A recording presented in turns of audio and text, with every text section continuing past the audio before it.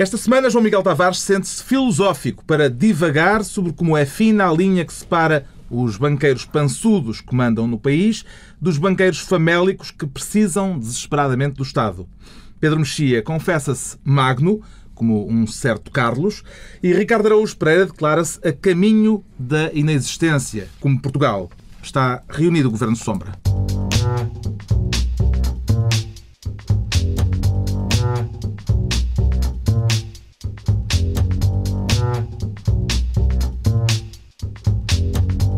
Viva, sejam bem-vindos na semana em que o Governo legítimo definiu com que orçamento nos vai governar, assunto de que falaremos mais adiante neste Governo Sombra com Ricardo Araújo Pereira, Pedro Mexia e João Miguel Tavares, que hão de pronunciar-se também sobre a maioria absoluta, agora um pouco mais encolhida, de Alberto João Jardim.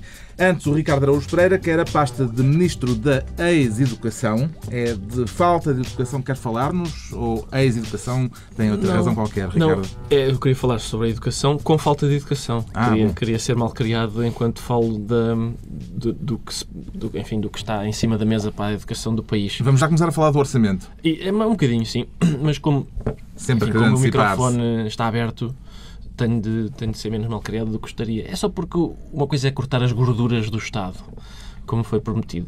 Outra é ir mesmo ao lombo. E isto, o que aconteceu foi que eu escolhi este...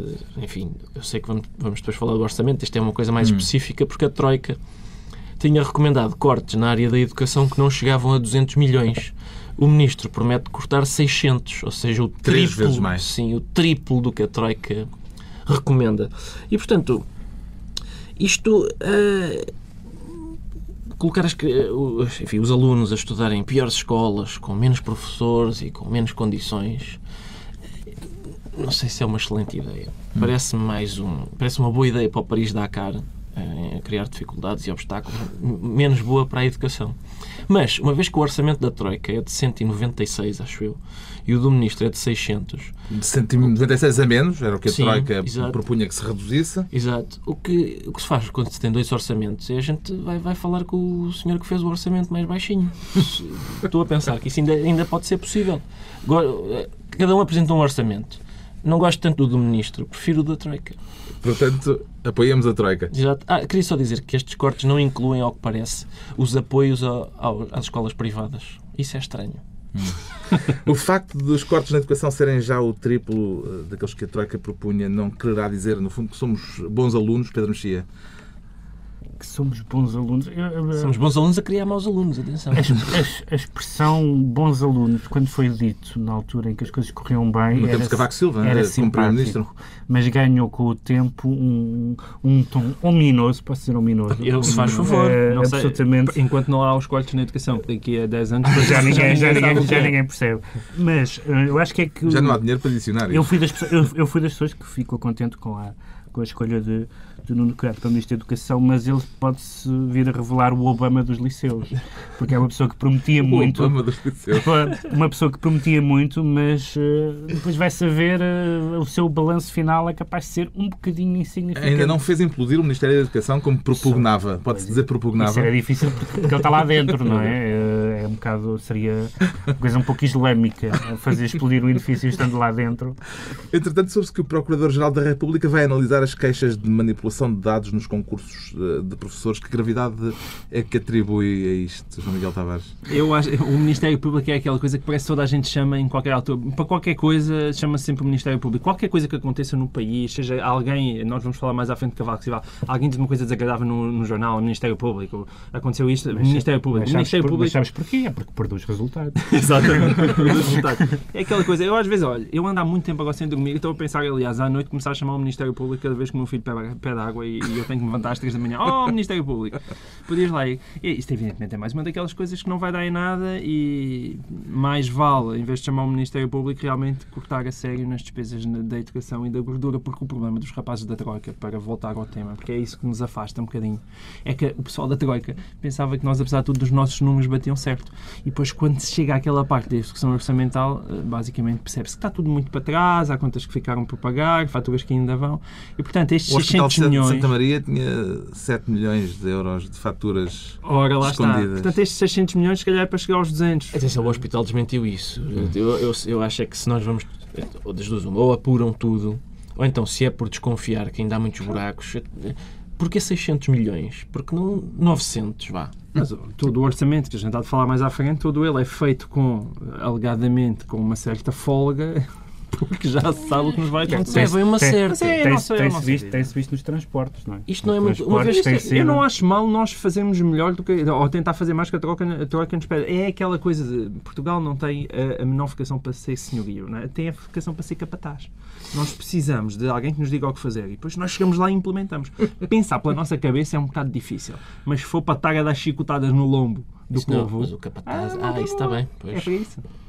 Isto agora foi uma intervenção de esquerda. Faltou a nota marxista. Foi uma intervenção de esquerda. Isto está tudo confuso. Eu acho que isto daqui a nada o país deu já tantas voltas. Aliás, nós também vamos falar. Alberto João Jardim já é marxista. Nós falamos disso mais à frente. Deixamos o Ricardo Araújo Pereira entregue à ex-educação. O João Miguel Tavares prefere desta vez a pasta da Justiça. Lá está, outra vez, o Ministério Público. Mas com certo temor. Para se dedicar a um daqueles temas que, na sua opinião, interessam às pessoas. Exato. Mas ao mesmo tempo interessa às pessoas, mas é com um certo receio que eu trago para aqui. Porque eu queria falar desta história do Ministério Público e do Hulk. E embora eu seja um sócio do Benfica e até tenha Red Pass, eu cada vez que estou aqui rodeado por vocês sinto-me uma espécie de membro da claque de Super Dragões. E bem, porque realmente é uma vergonha. Atenção, isto é mesmo uma manobra arriscada, porque não é fácil falar sobre este assunto.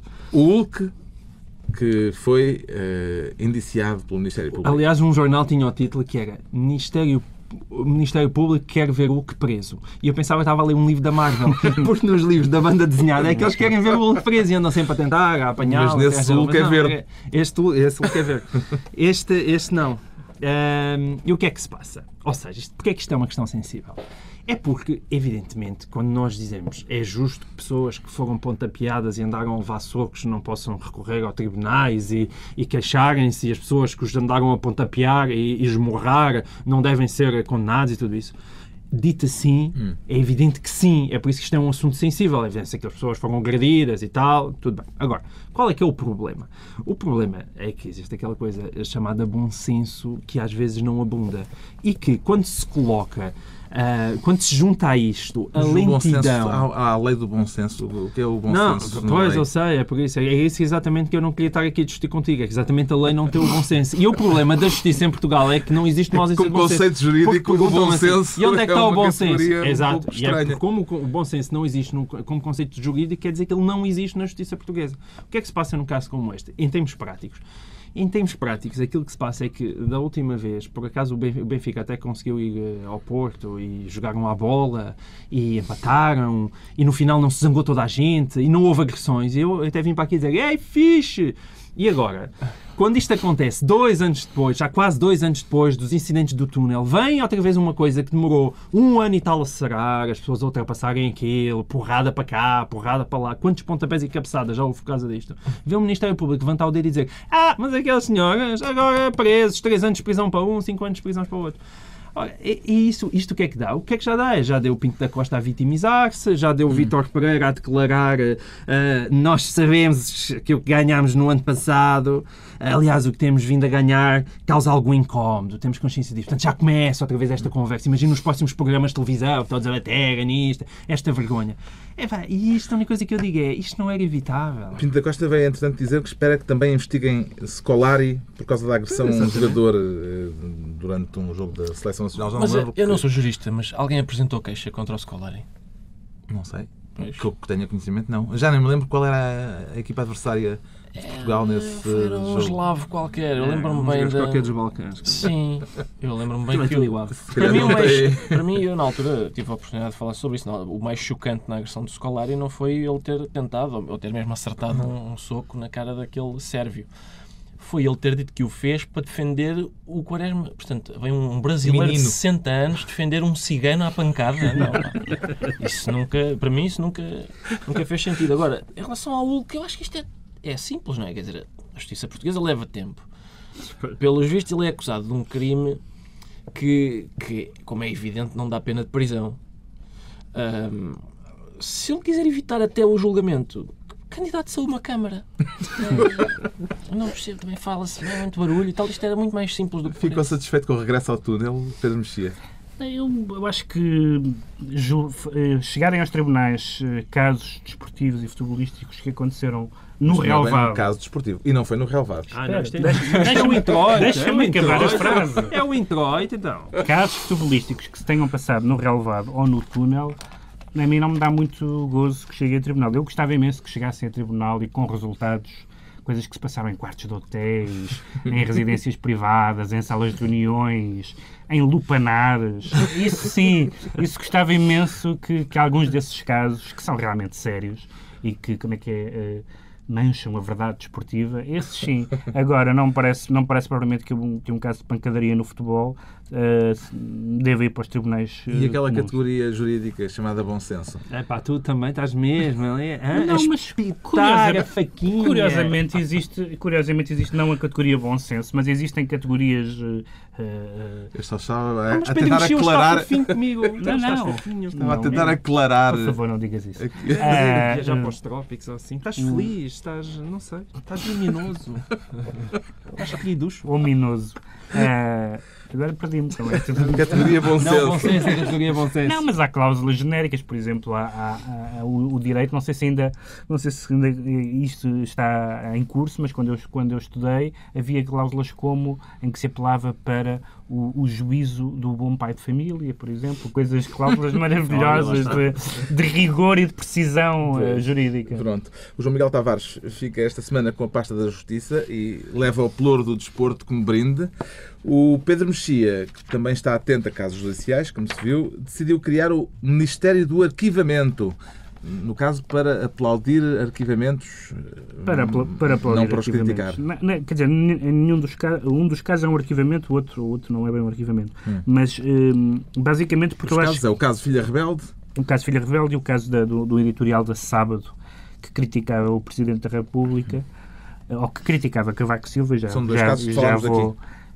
Explicar qual é a diferença neste caso, por ter tido um discurso, no fundo, parecido ao que tinham alguns dos autarcas acusados, dizendo que o voto do eleitorado, de certa forma, lavava as eventuais suspeitas que houvesse no caso de Cavaco Silva, da Casa do Algarve. E o caso da Filha Rebelde foi, como falámos aqui, uma peça adaptada de um livro sobre a Ana Silva Paz, que era filha de um inspetor da PID, de um dirigente da PID, e que era um esquerdista, que foi para Cuba, enfim, tem uma vida muito interessante. E houve uma peça de teatro que esteve no Teatro Nacional adaptada desse livro. A família do Silva Paz recorreu, dizendo que a peça era ofensiva, recorreu aos tribunais e perdeu no tribunal e desistiram do recurso e, portanto, o caso ficou arrumado. Isto para dizer o quê? Que em matéria de liberdade de expressão deve ser uma das poucas matérias da justiça portuguesa em que nós nos podemos orgulhar do país em que vivemos. Não há praticamente casos escandalosos ou nefastos de limitação de liberdade de imprensa, de liberdade do que se escreve nos jornais, do que se publica nos livros, do que se exibe. Não há praticamente casos de limitação de liberdade de imprensa. Os tribunais portugueses têm tido um entendimento muito extensivo. Nestes dois casos, por exemplo, a queixa da Presidência da República contra a Sábado, não era da Presidência da República, era do Ministério Público, foi arquivada porque disseram, primeiro, que estava dentro do direito de crítica e depois porque não configurava uma ofensa ao Presidente da República porque se referia ao candidato Cavaco Silva. A crítica era ao Clark Kent, não era ao Super-Homem. Exatamente. Era a identidade secreta. Não é muito feliz, na minha opinião. Não, mas do ponto de vista jurídico, em relação à peça de teatro, o que se disse foi, primeiro, que era a adaptação de um livro, depois que era uma obra com uma componente ficcional, como é normal numa peça de teatro, e depois porque a questão da invocação da honra por parte de um ex-agente, da família de um ex-agente da polícia política, é sempre uma matéria um bocadinho, digamos, nebulosa, não é? E, portanto, eu fiquei contente com estas duas decisões e tenho ficado repetidamente contente quando foi arquivada a queixa contra o João Miguel Tavares, uma série de outros casos que praticamente sempre os tribunais têm sido defensores da liberdade de expressão. Qual dos dois casos gostou mais de ver arquivado, Ricardo Araújo Pereira? Os dois, acho que são os dois simpáticos. E é como diz o Pedro, são casos que, enfim, no meio deste caos em que a gente vive agora, sempre sublinham que há qualquer coisa boa em Portugal, não é? É possível dizer que o diretor da PIDE era da PIDE, é possível criticar o Presidente da República, mesmo que seja só a identidade secreta do Presidente da República. É verão até dezembro. Sim senhor, há 2 ou 3 coisas que valem a pena. Está-se bem. O facto do Presidente da República perder uma ação judicial tem significado político, João Miguel Tavares? Não acho que tenha nenhuma espécie de significado político. Eu congratulo-me com ela. A única coisa que eu contesto, mas isso está na lei portuguesa, mas uma das coisas da lei portuguesa que eu contesto é que haja qualquer espécie de proteção à figura do Presidente da República para ser Presidente da República e que a gente tem que o tratar com mais respeito e carinho. Se há uma proteção à cançoneta a portuguesa, porque é que não há de haver uma proteção ao Presidente da República? Fala por ti, mas até hoje a portuguesa incomodou muito menos que o Cavaco Silva. Sim, é verdade. Percebe que não cantas a letra. Está arquivado mais um tema nesta reunião do Governo Sombra. Daqui a pouco as eleições na Madeira e o orçamento. Para já damos voz ao filosófico João Miguel Tavares, que pretende discorrer sobre banqueiros. Se bem entendi. Banqueiros famélicos e banqueiros pançudos. Exato. Não, isto basicamente é também uma pequena homagem que é o meu... É a segunda referência marxista neste programa. Não, seguir ao capataz, famélicos... Ainda há mais na manga. Mas banqueiros. É banqueiros. Sim, banqueiros famélicos. Convém sublinhar o substantivo. O termo famélicos é trademark marxista. Há mais. Pega mais um bocadinho. Mas isto é uma pequena homagem aqui ao meu amigo Ricardo Araújo Pereira. Porque ele geralmente, não sei se as pessoas se recordam, ele vinha aqui, falou em muitos programas da vergonha, que era aqueles lucros astronómicos dos bancos, dos banqueiros, que comem tudo e não deixam nada. Eu não disse que era uma vergonha lucrarem, eu disse que era uma vergonha não pagarem impostos. Isso eu acho mais vergonha. Mas isto basicamente é para quê? Porque quem vai ver os arquivos deste programa achará certamente muito difícil. Sim, essa multidão. Então é possível. Não sei o que é isso. É um investimento muito difícil. Há teses universitárias em curso. É impressionante como nós aqui há 1 ano e tal, ou até há 2 anos, sempre era esse o discurso, não é? Que é o poder do capital, os banqueiros tomam conta do país. E de repente é impressionante como é fina essa linha, como realmente o banqueiro pançudo, não é? O homem que apaga o charuto na testa do seu trabalhador, para de repente nós estarmos a ver o banqueiro que basicamente está tramado, não ele pessoalmente, mas porque o seu banco está endividado até o pescoço. O BPI já afirmou que se a Grécia se afunda, eles provavelmente vão declarar prejuízos e está este caso terrível de falta de liquidez dos bancos, em que eles basicamente não têm dinheiro para emprestar, não têm dinheiro para cumprir praticamente as obrigações que lhes estão exigidas em termos de liquidez e andam mais ou menos de mão estendida a ver como é que aquele dinheirinho, aqueles 12 mil milhões da Troika podem ou não cair nas suas contas. Isto porquê? Isto é bom que se perceba, e sobretudo num país como Portugal, como, na verdade, isto entre Estado, bancos e Estados sempre foi uma espécie de gangbang, para utilizar uma linguagem técnica. Ou seja, aquilo nunca foi propriamente os bancos que andaram a sorver com uma palhinha o dinheiro todo do Estado, mas sempre foi os bancos que andavam basicamente a financiar o Estado e o Estado a ser amiguinho dos bancos. E quando isto crashou, foi tudo ao ar, incluindo o nosso fabuloso sistema bancário. A maneira como tu saltas entre metáforas numa mesma frase. Da palhinha ao gangbang. Só salta metáforas. Como é que o Estado deve tratar a banca? Amparando ou pedindo-lhe contas, Pedro Mexia? Não, quer dizer, evidentemente que a banca, tendo em conta que a banca tem lá o nosso dinheiro, é evidentemente que é melindrosa a maneira como se... Não, o problema é que não tem lá o nosso dinheiro. Como se trata a banca. Outra coisa é, por um lado, a banca se comportar de uma forma, digamos, decente. Recentemente, num livro sobre a crise irlandesa, que eu li, o autor contava que quando o governo irlandês... quando começou a haver uma instabilidade, garantiu os depósitos, os bancos conseguiram, através de depósitos, garantir a sua dívida também e, portanto, para todos os efeitos, nacionalizar a dívida dos bancos irlandeses, que passou a ser não dos bancos, mas do Estado irlandês. E, portanto, evidentemente, quando os bancos se comportam como malfeitores, o Estado não pode tratá-los como se fossem pessoas de bem. E também os bancos, o sistema bancário e os empresários e tudo isso, no momento em que se pede sacrifícios, tem que haver um mínimo de decência de repartição de sacrifícios. Agora, Eu sou contra a visão caricatural dos banqueiros como os ogres do lucro, não é? Quer dizer, acho que nenhum de nós contesta a existência, aliás, a última vez que se contestou a existência de um banco foi num concílio, portanto, em que, por exemplo, que o lucro era condenado pela Igreja Católica, portanto, essa ideia do charuto e a última pessoa que fez coisas com charutos foi um presidente americano. Atenção, tu estás muito a par das últimas vezes em que se fizeram coisas com charutos. Fala por ti. Isso apagar ele gosta de charutos e a Pato já fez com coisas com charutos. Apagar charutos na testa de um funcionário é falta de educação e é estupidez, porque o charuto não se apaga, deixa-se extinguir. Não há razão para estar... Como o próprio funcionário. E depois como se funcionário público. A conversa... Eu já protestei em devido tempo, mas a discussão da política e da economia em termos de índice de massa corporal, a mim encanita-me um bocado. A gordura, a obesidade, o estado não sei o quê, os pançudos, por amor de Deus. Gosta mais de banqueiros famélicos ou de banqueiros pançudos, Ricardo Araújo Pereira? Eu não tenho preferência. Não tenho preferência. Eu acho, como já eu tive a ocasião aqui de retificar, porque eu gosto muito de ser primário, mas é quando faço propósito. E, portanto, eu nunca me manifestei aqui, nunca disse que era uma vergonha aos lucros da banca.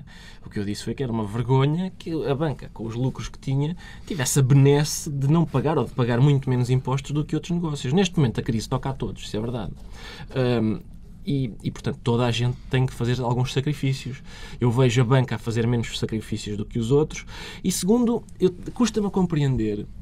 Sinceramente, eu não ouvi o João Miguel Tavares a falar desse lado, porque é óbvio que houve uma promiscuidade entre o banco e o Estado e por aí fora, que vale para os dois lados, não é? Vale para os dois lados. Mas ter um banco não é um negócio assim tão difícil. Quando aquilo é feito, enfim, com alguma decência, portanto, compra-se dinheiro barato e vende-se um bocadinho mais caro. É isso. É um produto simpático, não se estraga. Ninguém chega ao banco e diz: alto, estas notas são de ontem. Peraí, deixa-me dar-te um jogo. Era isso no século XIX. Pois, exatamente. O que é que aconteceu entretanto? Entretanto, começaram a investir-se em aplicações financeiras, em fantasias que na verdade não existem. A Bolsa deixou de servir para as empresas se financiarem, mas sim para especular acerca do valor que oscila diariamente. E é evidente que, de repente, aquilo que... Está-se a falar de uma coisa que não existe. Há dinheiro que está a ser negociado. A imaterialização do capital. Posso citar a New Left Review. Foi a imaterialização do capital. Que deu nisto. E deu, exatamente. E deu nisto.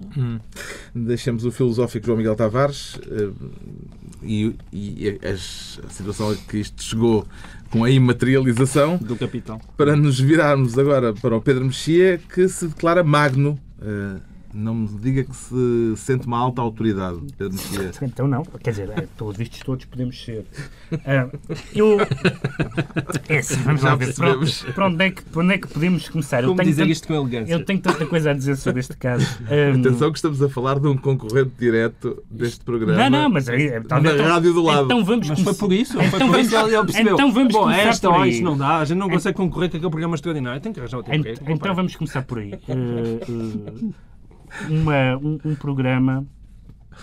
programa geralmente, um programa qualquer de rádio, por exemplo, faz uma piada com aquilo que nós estamos a fazer. Aqueles que querem ter piada, Governo Sombra, porque nós estamos aqui a fazer a função, mas as pessoas percebem a laracha, Governo Sombra, porque estão ali. Freud e Maquiavel implica um grau de ausência de sentido do ridículo bastante acelerado. Eu tenho alguma simpatia pelo Amaral Dias, mas... Que era o Freud. Que era o Freud. Mas o Maquiavel... O Carlos Magno disse que Maquiavel, se vivesse hoje, fazia marketing político. O que diz todo o entendimento intelectual da maneira como ele vê. Alguém dizia outro dia, lembrando o percurso dele, que aliás passou também pela TSF, da sua especial apetência para bocas, o que é uma coisa que eu recomendo, como é óbvio, para regular a comunicação social, porque alguém tem que substituir o azeredo, não é? Quer dizer... E a entidade reguladora da comunicação social já é uma coisa razoavelmente abstrusa porque é uma heterorregulação, não no sentido de ser uma regulação heterossexual, mas no sentido de substituir aquilo que devia existir, que era uma autorregulação da comunicação social, e que faz coisas absurdas, como julgar o pluralismo a metro, a dizer o PSD teve 2 minutos e meio, o PS teve 2 minutos e 20 segundos, portanto um foi prejudicado, o outro foi beneficiado. Os votos de vencido de um dos membros da ERC não eram publicados no site. Os membros da ERC nos blogs e nos mídia reagem às críticas legítimas que lhes fazem de uma forma absolutamente hooliganesca. E, além do mais, há alguma... Como é que eu ia dizer? Há uma certa decência na forma como se fazem as coisas. Por exemplo, diz a lei que o presidente da ERC é cooptado de entre os membros escolhidos. Ora, o PS e o PSD já decidiram que o presidente vai ser Carlos Magno. E, portanto, a mim preocupa muito... Azeredo Lopes dizia, entretanto, no público que seria melhor se fossem 3 partidos e não apenas 2 a escolher os elementos da alta autoridade. Aliás, eu acho que faz todo sentido. Melhor, serem partidos a escolher. É uma coisa que fica sempre bem em Portugal quando os partidos escolhem os representantes. O que me parece é que realmente corre sempre bem. Para uma instituição tão desprestigiada, tão inútil e tão contraproducente como é a ERC, se querem mesmo mantê-la, se querem insistir neste caminho, então que escolham uma personalidade que a gente diga: sim senhor, vamos ouvir esta pessoa.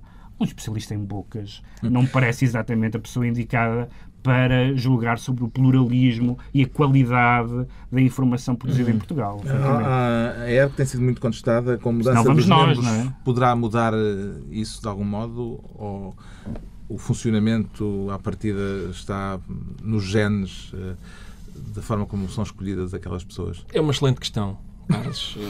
Pronto, passamos a outra. A ERC a mim sempre tratou muito bem. Eu fui lá, tive que ir depor algumas vezes e tal, e foi sempre fui bem tratado. E acho que os casos em que eu era, quer os casos em que eu era queixoso, que não houve nenhum, e aqueles em que era acusado, acho que foram julgados com justiça. Mas o que eu tenho para dizer sobre este caso é enfim, acho que vale a pena. Se quem quiser... Foste absolvido em todos, não foi? Fui, por isso é que eu acho que foi com justiça. Mas mesmo assim consegues separar o teu caso pessoal da... Sim, vês, consigo separar. Fui absolvido em todos, mas mesmo assim acho que eles estiveram bem.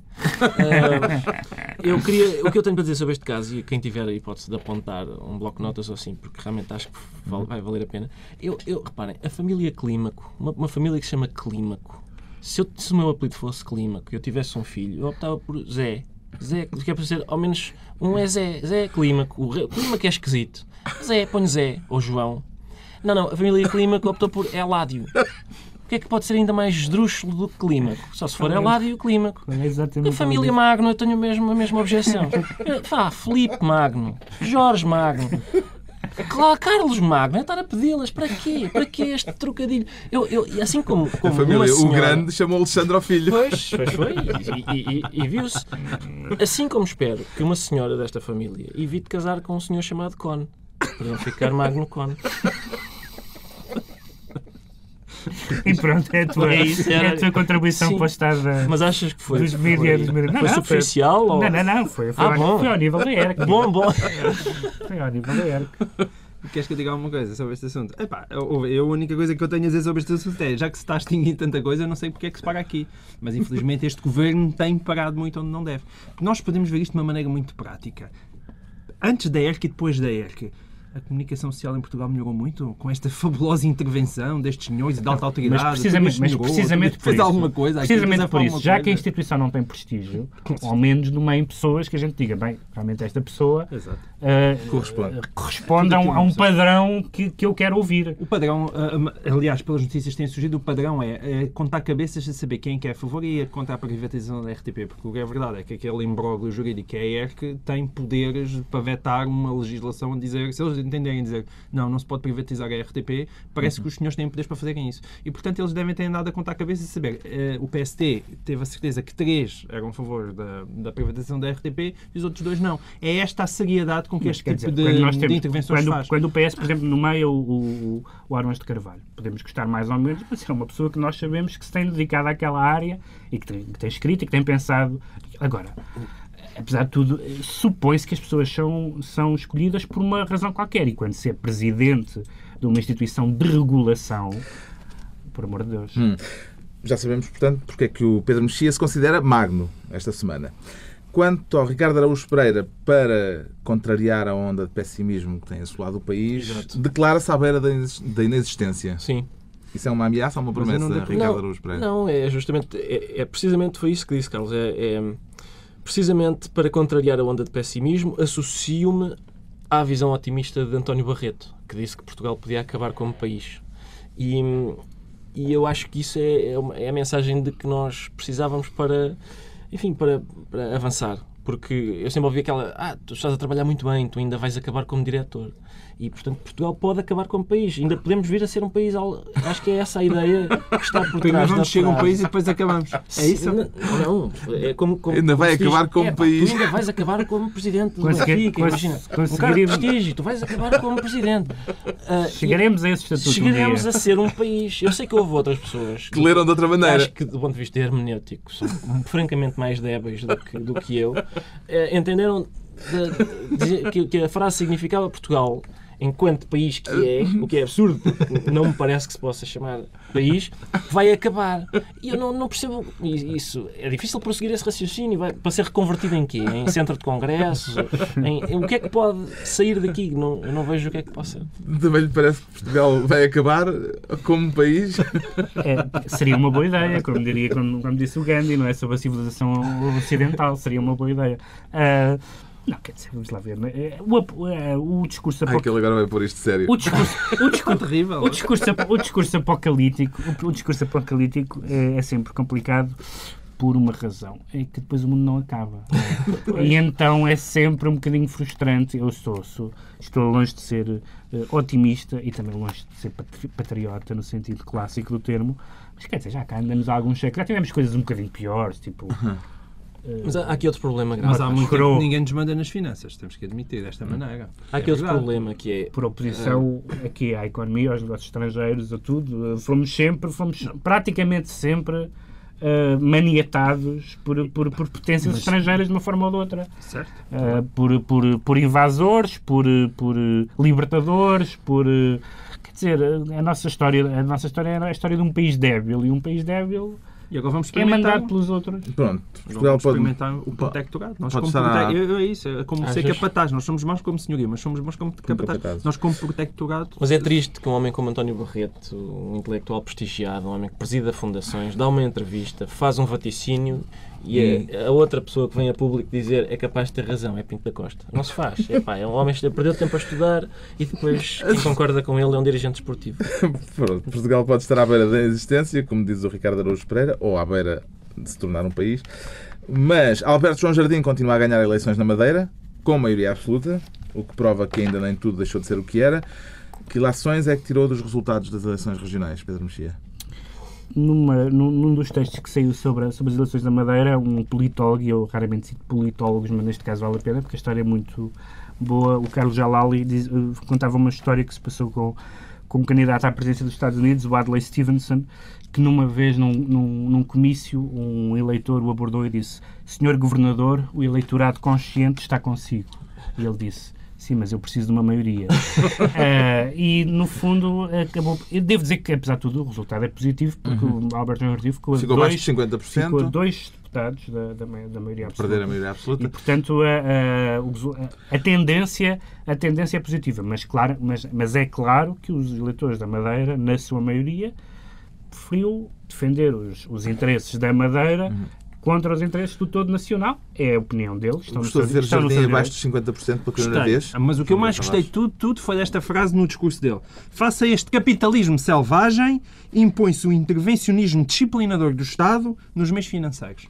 E depois ainda dizem que o PSR e que o Bloco de Esquerda não teve gente... Também houve um bispo a falar em turbocapitalismo esta semana. Se há homem que sabe o que é o Estado a disciplinar... E dizem que a esquerda na Madeira perdeu, imaginem. O Estado a disciplinar as contas. Claro. O que é que conclui do facto de um dos vencedores da noite ter sido José Manuel Coelho, o homem da vassoura, Ricardo Araújo Pereira? E a filha. E a filha? Sim. família Coelho, enfim, já era tempo de haver uma família na Madeira a fazer frente à família Jardim. E é a família Coelho. Eu acho que o José Manuel Coelho percebeu bem o problema. Exato, percebeu bem o problema. Isto é a família, então espera, vou formar uma. E pronto, os valores da família são muito importantes, sempre ouvi dizer. Agora, eu olhei para os resultados das eleições na Madeira e eu não sei que raio de campanha eleitoral é que foi feita ali. E acho que é preciso ser muito incompetente do ponto de vista político para ter dado aos eleitores a ideia de que a culpa da situação em que se encontra a Madeira é da esquerda. Porque o PC ficou só com um deputado. E o Bloco perdeu o único que tinha. Portanto, a esquerda foi severamente castigada na Madeira. Mas o partido dos animais... Deixa-me só dar os parabéns aos animais. Não aos animais, para pessoas, mas aos animais mesmo. Porque o Partido dos Animais até agora tem uma taxa de sucesso eleitoral de 100%. Já concorreu a 2 eleições e em ambas elegeu deputados. E, portanto... não, em ambas não elegeu deputados. 50%. 50%. Já é bom. Mas teve quase.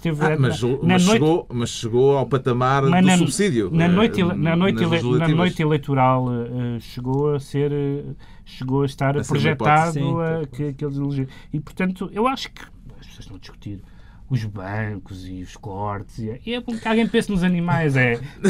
Parece-me um timing tão bom. Já estamos na altura dos decretos desta semana. O Pedro Mexia decreta o casamento renovável. Quer explicar o conceito, Pedro Mexia? Uma proposta que foi feita no México, não sei se vai ser aprovada ou não. Antigamente falava-se da crise dos 7 anos, já, aquele filme com a Marilyn, 7 Year Itch, que os casamentos aos 7 anos entravam em crise, porque francamente está tudo visto, não é? Mas 2 anos, no caso mexicano, eles dizem que a taxa de divórcio está a ser muito alta e, portanto, o casamento, como contrato que deve ser renovável. Passado 2 anos, a pessoa diz: estou a gostar, ou devolvo o produto. Uma espécie de leasing. E é uma ideia interessante, porque de facto o casamento é um contrato. Quanto ao João Miguel Tavares, decreta paciência para nos conformarmos com a seleção de futebol. Não gostou de ver Portugal derrotado pela Dinamarca? Não, eu até na verdade gostei porque achei que eles mereceram. A minha questão é mesmo, nós temos de nos conformar porque vem outra vez aí tempos de vacas magras, porque aquela seleção mesmo que vai ao europeu, coitadinho, não vai longe. Vamos já com a Bósnia e Paulo Bento diz que é 50-50.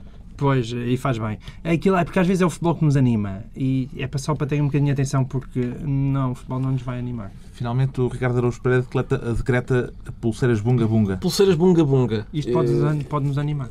Sim, acho que sim. Acho que é um produto interessante que eu ouvi a ser anunciado num noticiário matinal da TSF.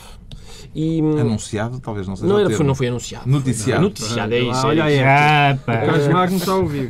Foi no noticiário matinal da TSF. Falou-se nas pulseiras bunga-bunga. Aparentemente é um empresário italiano. Criou uma pulseira, deu-lhe o nome das festas que Berlusconi organiza. Eu aqui fui muito crítico das pulseiras do equilíbrio. Primeiro porque achava absurdo que as pessoas quisessem equilíbrio numa era de extremos. E segundo, porque era uma aldrabice. Mais uma menção marxista. Já a pulseira... Exato. Já a pulseira do bunga-bunga agrada-me. Mesmo que não produza o efeito que parece prometer, as pessoas entretêm-se a tentar. E é baratinho, não é?